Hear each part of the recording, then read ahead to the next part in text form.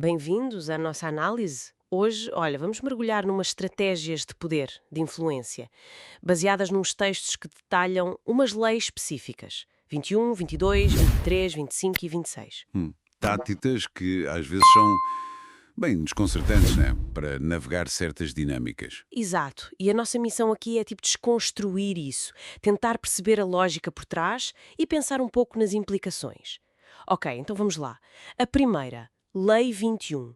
Essa é curiosa. Pareça mais bobo do que o normal. Parece ir contra o instinto, não é? Totalmente. Mas a ideia, o raciocínio é que as pessoas, bem, elas ficam desconfortáveis perto de quem parece muito mais inteligente. Ah, entendi. Tipo uma ameaça. É, de certa forma. Então, ao disfarçar a própria inteligência, você meio que desarma a outra pessoa. Faz ela te subestimar. Usar a vaidade do outro, então. Exatamente. Explorar essa vaidade. O texto até cita o Bismarck, né? Sim, Que fingiu ser um jogador de cartas meio sim. impulsivo para enganar lá o Conde Bloom. Lembro dessa história. E tem aquele provérbio chinês. Isso, da máscara do porco para matar o tigre. Figuras como o imperador Cláudio também usaram isso, essa fachada. Schopenhauer falava muito sobre essa vaidade intelectual. Faz sentido, essa coisa de desarmar pelo ego. Mas, olha, o próprio material fala do inverso. Às vezes, mostrar inteligência é que é o jogo. Sim, claro. O exemplo do Joseph Duvin, o negociante de arte. Ele projetava uma autoridade quase teatral, né? Sim, Para validar as obras. precisava impor respeito ali. Exato. Então, depende muito do contexto. Não é uma regra que serve para tudo. É uma gestão de percepção, né? Interessante. E falando em táticas inesperadas, a Lei 22. Essa vira outra ideia de cabeça para baixo. Usar a tática da rendição. Se render. Mas isso não é derrota. Parece, né? Mas aqui a ideia é estratégica.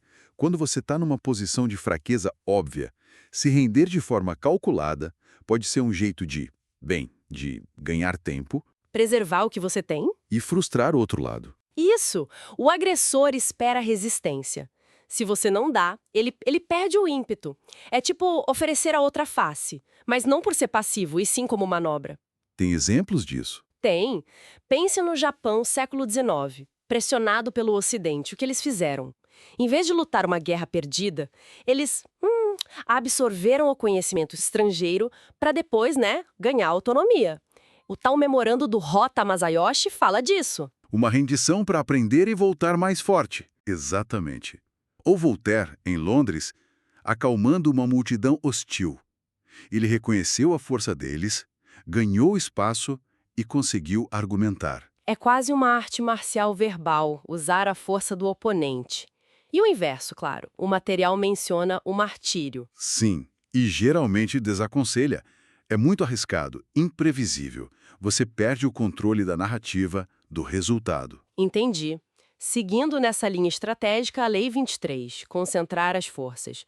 Essa parece mais direta, focar energia onde importa. Profundidade em vez de superficialidade. Correto. Um princípio clássico. Napoleão fazia isso na guerra, concentrando ataques. Na vida pessoal também funciona. Casanova, por exemplo, focava a sedução em uma pessoa de cada vez. Intensidade. E a questão do patrono? Importante. A fonte diz que é melhor ter um patrono único e poderoso, como o Aretino fez. O erro do Tesla, que dividiu a atenção entre vários financiadores, é citado como o oposto. E identificar onde está o poder real. Fundamental. O exemplo de Richelieu, que mirou na rainha-mãe, não no rei de início, porque ali estava o verdadeiro centro de influência naquele momento. Mas concentrar tudo num ponto só não cria um risco, uma vulnerabilidade? Cria, sim. Por isso, o inverso também é válido. Para quem está mais fraco, dispersar pode ser melhor, tipo tática de guerrilha. Ou, se depender de uma única pessoa, é arriscado demais. Faz sentido. E o foco excessivo também pode limitar, né? Pode. O texto menciona o pintor Uccello, obcecado pela perspectiva, e compara com a amplitude do Leonardo da Vinci. O contexto aqui manda. Muito bom. E aí chegamos na Lei 25. Recriar-se. Isso me soa como construir a própria imagem pública. Quase como ser um ator. É exatamente isso. Assumir o controle da sua identidade percebida. Não aceitar o papel que te dão, mas criar o seu. Exige autoconsciência, controle emocional. A ideia do Diderot, do ator. Exatamente. Estar ciente de que você está representando. Pensa no Lincoln, cultivando aquela imagem de homem simples. O Roosevelt, com o timing dramático dos 100 dias, até as entradas e saídas, Cleopatra, Washington. Mestres nisso. Causar impacto no momento certo. Bismarck também. Adaptava a persona conforme a necessidade. Era um camaleão. E nesse caso, o texto fala que não tem um inverso útil. Se você representa mal, é só ruim. Basicamente, a questão não é se você representa, mas como. Tem que ser convincente, adequado. Exagero ou falta de autenticidade percebida. Aí já era. Ok. Para fechar, a Lei 26. Manter as mãos limpas. Essa é sobre manter a fachada impecável, mesmo quando as coisas ficam sujas. Como funciona? De duas formas principais, né? A primeira é usar bodes expiatórios. Culpar outros pelos erros, pelas decisões impopulares. Isso é antigo. Tipo, o FDR usando assessores para tarefas difíceis. Isso como Louis Hall, ou Richelieu sacrificando subordinados. A segunda forma é usar intermediários, a famosa pata de gato. Fazer o trabalho sujo por você. Exato. O texto cita o Zhuge Liang, que enganou o inimigo para conseguir flechas sem usar as suas. Ou esquemas que usam terceiros para manter distância. A ideia é parecer isento, acima da briga. Mas isso não é arriscado? E se o bode expiatório se virar contra você? Ou o intermediário falha? É um risco, claro. É real. Por isso, às vezes, o inverso funciona. Admitir um erro, se você está numa posição segura, pode até gerar confiança. Mostrar força diretamente, às vezes. Pode inspirar medo, mas também ressentimento. Usar intermediários exige cuidado. Escolher bem, manter o controle. Se falha, como aconteceu com a Catarina de Médici em algumas intrigas, a coisa volta para você.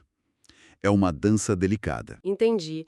Então, o fio condutor de tudo isso parece ser essa ideia de ação deliberada, muitas vezes indireta, focada na percepção, né?